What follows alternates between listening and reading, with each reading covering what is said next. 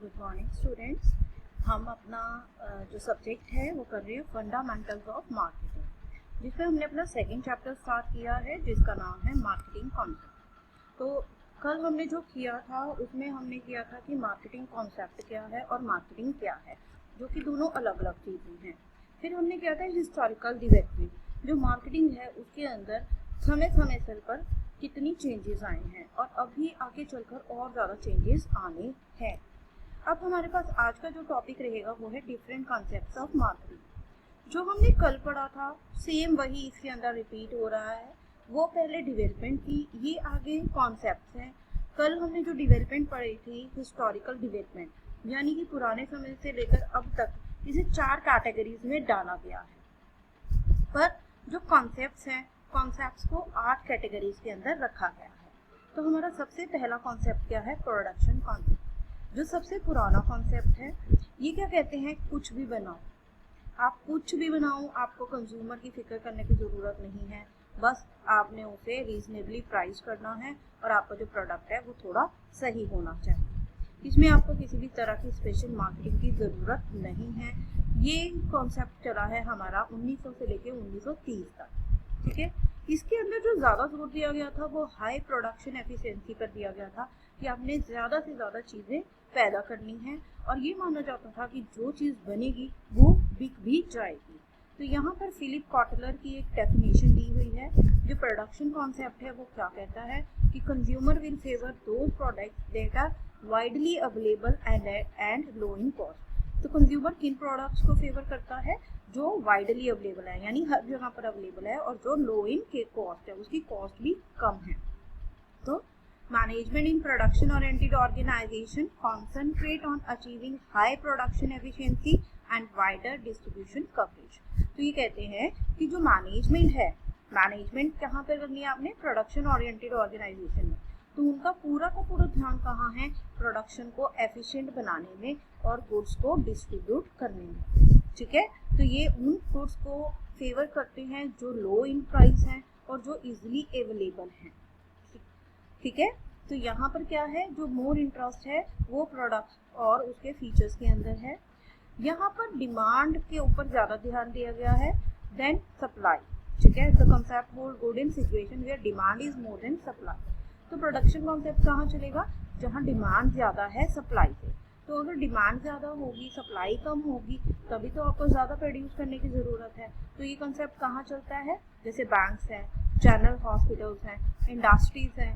ऐसी इंडस्ट्रीज जो convenience product, यानी हमारे घर में इस्तेमाल होने वाली जो नॉर्मल चीज़ें हैं उनके अंदर डील करती है, ठीक है। सेकेंड कॉन्सेप्ट हमारा आ जाता है फिर प्रोडक्ट कॉन्सेप्ट। प्रोडक्ट कॉन्सेप्ट, तो प्रोडक्ट कॉन्सेप्ट में क्या हो गया था कि प्रोडक्शन तो पहले बहुत हो गई, अब उस प्रोडक्शन को बेचना भी तो है। तो ये कह रहे हैं कि यहाँ पर आकर कुछ चेंजेस आए हैं। जो प्रोड्यूसर्स हैं उन्होंने ये महसूस किया कि हमें कुछ सुपीरियर प्रोडक्ट्स बनाने चाहिए, हमें प्रोडक्ट्स की क्वालिटी इम्प्रूव करनी चाहिए। अगर आप क्वालिटी इम्प्रूव करोगे तभी आप मोर कस्टमर्स को अट्रैक्ट कर पाओ। अब जैसे हमारे घरों में टेलीविज़न है, पुराने ज़माने में क्या होता था, ब्लैक एंड वाइट बड़े बड़े टीवी होते थे। फिर धीरे धीरे क्या हुआ, वो टेलीविज़न चेंज होकर कलर टीवी आए। फिर कलर टीवी को पतला किया गया, हल्का किया गया। फिर हमारे पास LCDs आए, फिर LEDs आए, अब स्मार्ट टेलीफोन है, कर्व टेलीविजन है। अब तो कोई लिमिट ही नहीं रह गई है। तो अगर आप अपने प्रोडक्ट की quality time to time improve करोगे तभी तो आपके पास ज़्यादा कस्टमर्स आएंगे। तो यहाँ पर प्रोडक्ट कॉन्सेप्ट यही कहता है। तो अंडरलाइन असम्पशन क्या है कि जो कस्टमर है वो क्वालिटी पे जोर देता है, प्रोडक्ट की परफॉर्मेंस पे, उसके इनोवेटिव फीचर। हर प्रोडक्ट में अगर आप नया कुछ दोगे तभी तो वो नेक्स्ट टाइम आपसे चीज़ खरीदेगा, ठीक है। तो superior products are always welcome by the customer. तो कस्टमर हमेशा सुपीरियर क्वालिटी प्रोडक्ट को ही मायने देता है। जैसे कि नर्सिंग होम्स हैं, बेकरीज, इंडस्ट्रीज, ऐसी इंडस्ट्रीज जो लग्जूरियस और इलेक्ट्रॉनिक प्रोडक्ट के अंदर डील करती है। फिर हमारा कॉन्सेप्ट आया third, selling concept. Selling concept क्या कहता है कि कस्टमर वो नहीं खरीदते, ठीक है। Customers will not normally buy a product unless they are approached and convinced through intensive sales promotion, advertising, salesmanship effort. Consumers चीज़ नहीं खरीदते जब तक हम उनके पास नहीं जाते, बहुत ज़्यादा सेल्स प्रमोशन, एडवर्टाइजमेंट और प्रमोशन एक्टिविटीज़ नहीं करते। तो अजम्पशन क्या है कि if left alone would not buy enough of the company's product। ये कहते हैं अगर कस्टमर को हमने अकेला छोड़ दिया तो वो कंपनी की ज़्यादा चीज़ें नहीं खरीदेगा। तो this type of customer attitude is mostly found for unsought goods like sale of books, ठीक है, मैगजीन। अब इस तरह की अप्रोच कहाँ चलती है, जैसे बुक्स है, मैगजीन है, इंश्योरेंस पॉलिसीज है, ऑटो सेल्स है, इनके अंदर आपको बहुत ज़्यादा काम करना पड़ता है सेल्स प्रमोशन पे।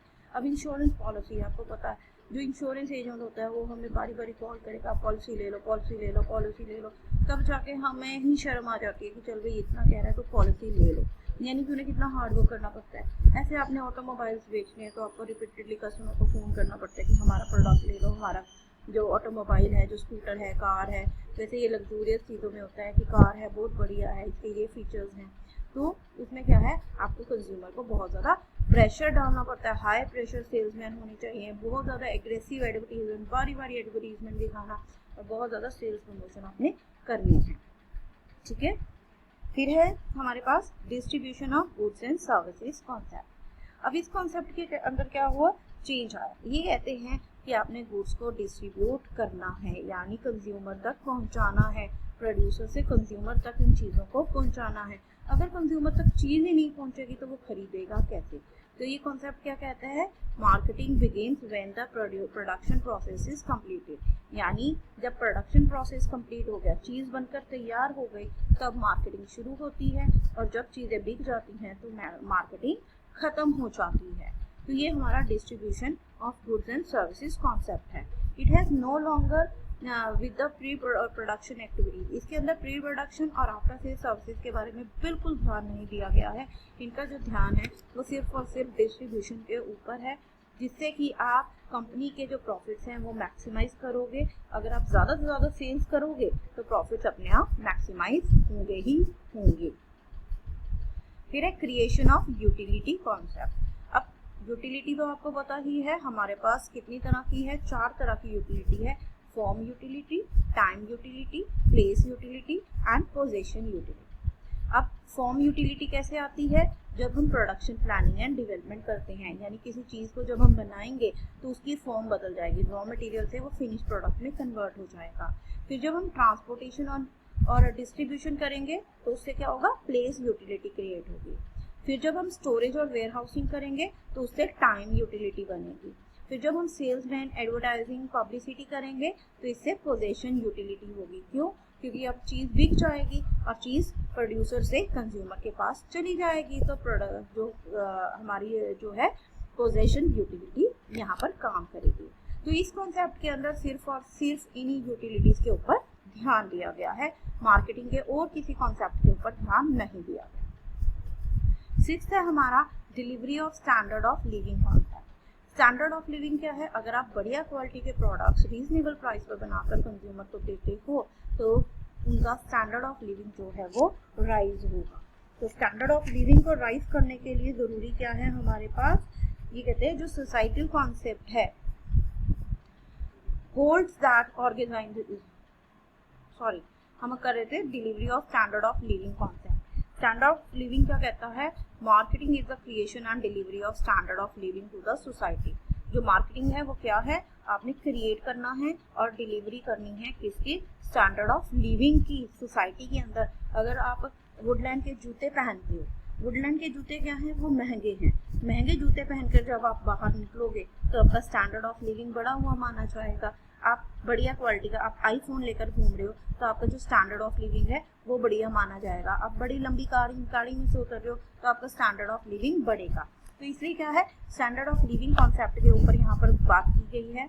इसके अंदर क्या कहते हैं, आपने वो सारी एक्टिविटीज करनी है that create and provide a better standard of living to the society. तो मार्केटिंग के अंदर क्या है, सारी वो एक्टिविटीज हैं जो सोसाइटी के अंदर क्रिएट करती हैं और बेटर स्टैंडर्ड ऑफ लिविंग को प्रोवाइड करती हैं। Consumers are encourage to purchase new product. Consumer को हम एनकरेज करते हैं कि आप नए प्रोडक्ट्स को खरीदिए क्योंकि ये मार्केट के अंदर बड़े इजीली अवेलेबल हैं। इससे क्या होगा, कंज्यूमर को बेस्ट क्वालिटी प्रोडक्ट्स मिलेंगे और बहुत सारी वेराइटीज में भी मिलेंगे। अब जैसे हमने शैम्पू खरीदना है, कितनी वेराइटीज हैं, कपड़े खरीदने हैं, कितनी वेराइटी है। तो गुड वेराइटी के अंदर से आप बेस्ट क्वालिटी प्रोडक्ट को चूज कर पाओगे। तो ये कॉन्सेप्ट कस्टमर ओरिएंटेड कॉन्सेप्ट है और मॉडर्न मार्केटिंग के बहुत पास है। 7th है हमारा सोसाइटल मार्केटिंग कॉन्सेप्ट। सोसाइटल यानी सोसाइटी, ठीक है। इसको एक ये एक ब्रॉडर मार्केटिंग कॉन्सेप्ट है।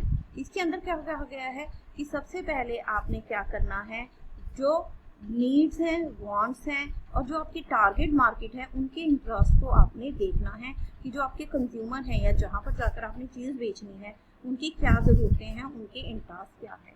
It should then be deliver the superior value goods to customer. उसके बाद आपने क्या करना है, आपने सुपीरियर क्वालिटी की गुड्स को कस्टमर्स को देना है, जिससे क्या होगा, ओवरऑल सोसाइटी का भला होगा, ठीक है। अगर आप best quality product reasonable price पे कंज्यूमर को देते हो तो ओवरऑल सोसाइटी का भला होगा ही होगा, ठीक है। तो इसके अंदर क्या बात की गई है कि सोसाइटल कॉन्सेप्ट क्या है, कस्टमर ओरिएंटेड है, ठीक है। इसके अंदर क्या है, इंटीग्रेटेड मार्केटिंग है। इंटीग्रेटेड मार्केटिंग जो कि कहाँ पे एम कर रही है, सबसे पहले तो आपने कस्टमर का सेटिस्फेक्शन करना है, ठीक है। फिर आपने लॉन्ग रन वेलफेयर करना है कस्टमर का, और कंपनी के लिए लॉन्ग रन प्रॉफिट्स को आपने कमा कर देना है। देखिए यही बात यहाँ की है, कंज्यूमर वांट्स पता होनी चाहिए आपको, कंपनी का प्रॉफिट कमा के देना है और सोसाइटी के इंटरेस्ट के ऊपर भी आपने पूरा ध्यान देना है।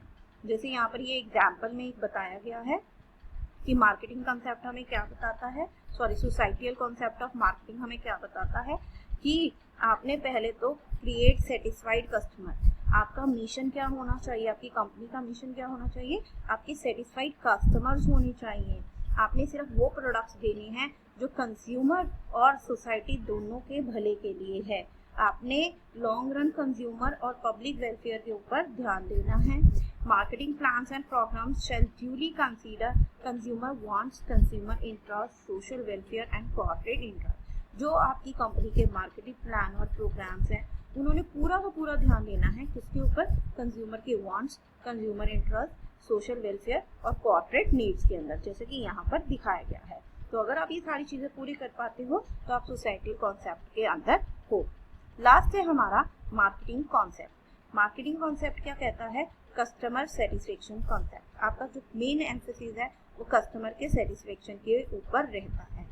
आपका सबसे पहला काम क्या है, आपने कस्टमर की नीड्स, डिजायर और पोटेंशियल कस्टमर, आपके कस्टमर कौन होंगे, बच्चे होंगे, बूढ़े होंगे, जवान होंगे, लड़के होंगे, लड़कियां होंगी, अमीर होंगे, गरीब होंगे, उसके बारे में नॉलेज इकट्ठी करनी है। और इस नॉलेज के ऊपर आपने क्या करना है, एक्यूरेट मार्केट डिमांड को फोकस करना है, पता लगाना है कि एक्यूरेट मार्केट डिमांड क्या है, फिर उसी हिसाब से चीज़ें प्रोड्यूस करनी है और कंज्यूमर्स को ऑफर करनी है ताकि उनकी जो डिजायर्स हैं वो पूरी हो सके। तो इसके अंदर 4 पॉइंट्स आ जाते हैं, that is target market. Target market क्या कहती है कि जब आपने चीज़ बनानी है, आप सभी के लिए नहीं बना सकते, आपको अपनी मार्केट टारगेट करनी पड़ेगी, ठीक है। जैसे आप मोबाइल बना रहे हो, आप किस तरह का मोबाइल बना रहे हो। अगर आप आईफोन बना रहे हो तो आईफोन का क्या मतलब है कि आप अमीरों के लिए बना रहे हो। आप BMW बना रहे हो यानी आप अमीरों के लिए बना रहे हो। आप वॉशिंग पाउडर बना रहे हो तो उसमें भी कैटेगरीज है। अगर आप निरमा बना रहे हो तो यानी कि आप लो लेवल के लिए बना रहे हो, थोड़ा मिडिल क्लास के लिए बना रहे हो। सर्फ एक्सेल बना रहे हो तो आप अमीरों के लिए बना रहे हो। तो आपकी टारगेट मार्केट क्या होगी, आप उस मार्केट के अंदर जाकर चीज को बेचोगे, ठीक है। ये आपको शुरू में ही सोचना पड़ेगा। कस्टमर नीड, जिन कस्टमर्स की नीड्स को आप सेटिस्फाई करना चाहते हो, उनकी जरूरतें क्या हैं, उनको उस प्रोडक्ट से क्या चाहिए। फिर है इंटीग्रेटेड मार्केटिंग, जो आपकी मार्केटिंग है वो इंटीग्रेटेड होनी चाहिए, ठीक है। इसमें सारी मार्केटिंग एक्टिविटीज को कवर करना है। और लास्ट है प्रॉफिटेबिलिटी। अब हम कोई काम कर रहे हैं तो प्रॉफिट तो कमाना ही कमाना है, तो profit is a by product of supplying what the customer wants. अगर आप कस्टमर को वो चीज देते हो जो उसको चाहिए तो प्रॉफिट तो होगा ही होगा। तो मॉडर्न मार्केटिंग क्या है, हमें प्रॉफिट कमाने में बहुत मदद करती है। तो मार्केटिंग क्या है, प्लान, पॉलिसीज और प्रोग्राम जिनको हम बनाते हैं ताकि हम कस्टमर के सेटिस्फेक्शन को मैक्सिमाइज कर सकें और अपनी कंपनी को भरपूर प्रॉफिट लाकर दे सकें। So this is all about the concepts of marketing. हमारे पास टोटल 8 कॉन्सेप्ट्स हैं मार्केटिंग के। ठीक है, आज के लिए इतना ही। इस सबको अच्छे से सुने, पढ़ें और लर्न करें। Thank you.